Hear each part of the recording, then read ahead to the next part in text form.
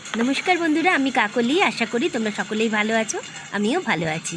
আজকে আমি তোমাদের জন্য নিয়ে এসেছি একটা একদম নিরামিষ আর খুব সুস্বাদু আর মুখরোচক একটা রেসিপি। এটা কিসের রেসিপি সেটা অবশ্যই বলবো, তবে এটা আজকে আমি বানিয়েছি আপ্পে, সাবুদানার আপ্পে। এই রেসিপিটা অনেকেই আমার কাছে রিকোয়েস্ট করেছিল দেওয়ার জন্য, তাই আজকে আমি আমার চ্যানেলে এই রেসিপিটা তোমাদের জন্য শেয়ার করলাম। যদি ভালো লাগে অবশ্যই বন্ধুরা ভিডিওটা দেখে লাইক করে দিও, আর আমার চ্যানেলটা সাবস্ক্রাইব করে আর বেল আইকনটা অন করে দিও।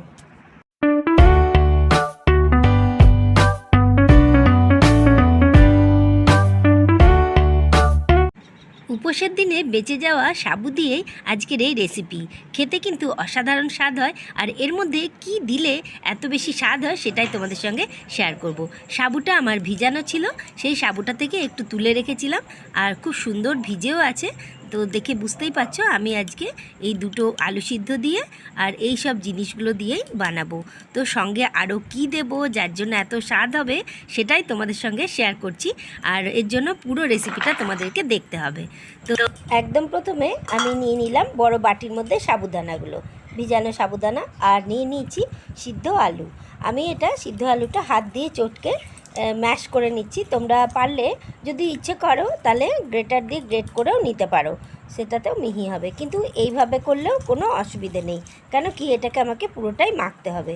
তো আলুটাকে খুব ভালো করে চটকে এই ভিজানো সাবুর সঙ্গে আমি মাখবো, কিন্তু এর মধ্যে আর কি দিচ্ছি সেটা দেখো। তো এবার দিয়ে দিলাম বিট নুন। বিট নুনটা কিন্তু এখানে অবশ্যই ব্যবহার করবে। বিট নুনটা দিলে স্বাদটা, বিট নুন বা সন্দক লবণ সেটা অবশ্যই দেবে। দিয়ে দিলাম আদা বাটা, দিয়ে দিলাম 1 চামচ গোলমরিচ গুঁড়ো, আর গোলমরিচ গুঁড়োর স্বাদটা কিন্তু খুব ভালো লাগে। আর দিয়ে দিলাম ভাজা জিরে মশলা, জিরে গুঁড়ো, আর দিয়ে দিচ্ছি এখানে ধনে পাতা কুচো।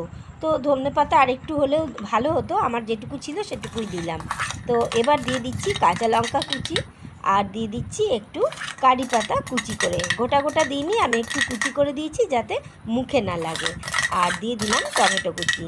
এবার হচ্ছে সেই ইনগ্রিডিয়েন্টসটা যেটা দিলে এই স্বাদটা অনেক বেশি ভালো হবে। আমি চিনেবাদাম, ভাজা চিনেবাদাম, সেটা আমি একটু গুঁড়ো করে দিয়েছি, ক্রাশ করে দিয়েছি আর কি।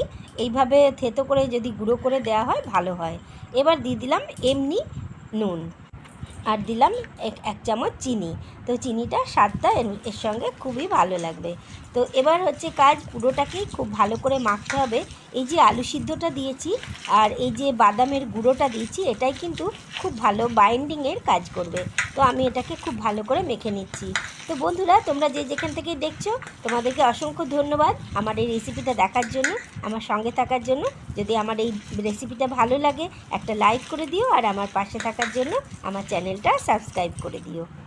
মাখা তো হয়ে গেল, এবার এটাকে গোল গোল শেপ দিয়ে বড়া করতে হবে। তার জন্য আমি চামচে একটু ঘি নিয়ে নিলাম, আর ঘি হাতের মধ্যে ভালো করে একটু মাখিয়ে নিলাম।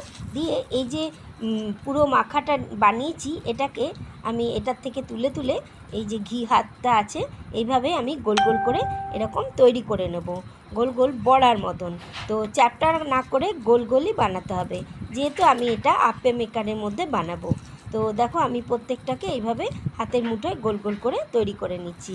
তো বন্ধুরা, তোমরা যদি আমার এই রেসিপিটা ভালো লাগে অবশ্যই কিন্তু একটু বন্ধুবান্ধব আত্মীয় স্বজনের সঙ্গে রেসিপিটা শেয়ার করে দিও। যে কোনো উপোসের দিনে বা নিরামিষের দিনে তোমরা খুব সহজভাবেই এই রেসিপিটা কিন্তু বানিয়ে নিতে পারবে। আদা পেঁয়াজ পেঁয়াজ রসুন কিছুই লাগছে না, শুধু এখানে একটু আদাই ব্যবহার করেছি। তো দেখো আপ্পে প্যানের মধ্যে আমি ভালো করে ঘিটা দিয়ে দিচ্ছি, আর এই রেসিপিটাতে কিন্তু ঘিটা অবশ্যই দেবে। তেল ব্রাশ না করে তোমরা যদি ঘি দিয়ে দাও এটার কিন্তু স্বাদ আর গন্ধটা অসাধারণ লাগবে। তো দেখো ঘিটা আমি সমস্ত আপ্পে প্যানের ভেতরে একটু ব্রাশ করে দিলাম। এই দেখো আমার সমস্ত বলগুলো রেডি করা হয়ে গেছে। এবার এগুলো একটা একটা করে আমি এই আপ্পে প্যানের মধ্যে দিয়ে দেব। তো যেহেতু গ্যাসের আঁচটা মাঝখানে তিনটেতে একটু বেশি পায়, সেই কারণে সেখানটাতেই আগে দিয়ে দিলাম। তো এবার সাইডেরগুলোতেও একটু একটু করে আমি ভরে দিলাম। তো সবগুলো দেওয়া হয়ে গেছে। এবার দেখো আমি এটাকে ঢেকে রেখে দেবো 5 মিনিটের জন্য। তো ঢাকা দিয়ে দিলাম। কিছুক্ষণ পরে আমি আবার এটা খুললাম, তো দেখলাম যে হ্যাঁ অনেক সুন্দর বেশ এটা আওয়াজ হচ্ছে, তখন বুঝতে পারলাম তো মাঝখানেরগুলো দেখো আগেই হয়ে গেছে। তো এই দেখো সাইডেরটা করতে যাচ্ছি, সাইডেরটা হয়নি। যখন এটা হয়ে যাবে আপনিই কিন্তু গোল গোল হয়ে ঘুরে যাবে। তোমরা খেয়াল করে দেখো, যেগুলো হয়ে যাবে সেগুলো কিন্তু আপনি ঘুরে যাচ্ছে। মাঝেরটাতে তাপটা বেশি পায় বলে আগেই এটা হয়ে গেছে, সাইডেরগুলো হতে আরেকটু সময় লাগবে। সে কারণেই আমি এটা দেখলাম আরেকটু হতে সময় লাগবে, তাই আমি এটা আবার ঢাকা দিয়ে দিলাম। দিয়ে কিছুক্ষণ পরে আবার যখন ঢাকাটা খুললাম, দেখলাম যে হ্যাঁ, এগুলো সবগুলোই মোটামুটি ঘুরানো হয়ে গেছে আর খুব সুন্দরভাবে উল্টে ঘুরেও যাচ্ছে। যখনই দেখবে তলাটা হয়ে গেছে তখনই কিন্তু এটা ঘুরবে। এটাই হচ্ছে মানে খোঁচা দিয়ে উঠিয়ে দেওয়ার চেষ্টা করো না। তো হয়ে গেছে মোটামুটি। আমি এবার ঢাকনাটা দিয়ে কিছুক্ষণ রেখে তারপরে গ্যাসের আঁচটা বন্ধ করে দিলাম। দিয়ে এবার দেখলাম আপে প্যানে আপেগুলো সবগুলোই তৈরি হয়ে গেছে। তো এবার একটা একটা করে তুলে নিলাম। তো দেখো আমি সবগুলোই একটা একটা করে তুলে নিচ্ছি। আর তোমরা গরম গরম এইভাবে পরিবেশন করে দেবে, দেখবে সবাই কিন্তু খুব ভালোবেসে খাবে। যারা সাবু খায় না বা নিরামিষ খেতে পছন্দ করে না, তারাও কিন্তু খুব ভালোবেসে এই সাবুদানার আপ্পেটা খাবে। আজকের রেসিপি তোমাদের কেমন লাগলো অবশ্যই কমেন্ট করে জানিও। কমেন্ট করতে ভুলো না। যদি ভালো লাগে অবশ্যই লাইক করে দিও। আর আমার পাশে থাকার জন্য আমার চ্যানেলটা সাবস্ক্রাইব করে তার পাশে বেল আইকনটা আর অল নোটিফিকেশানটা অবশ্যই অন করে দিও। তাহলে বাড়িতে একদিন এরকম বানাচ্ছ তো অবশ্যই কিন্তু এরকম বাড়িতে বানিয়ে দেখবে। আমি আজকে টমেটো সস আর মেয়োনিজ দিয়ে পরিবেশন করেছি। এটা তোমরা বাদামের চাটনি দিয়েও পরিবেশন করতে পারো। আজকের রেসিপি এই পর্যন্তই।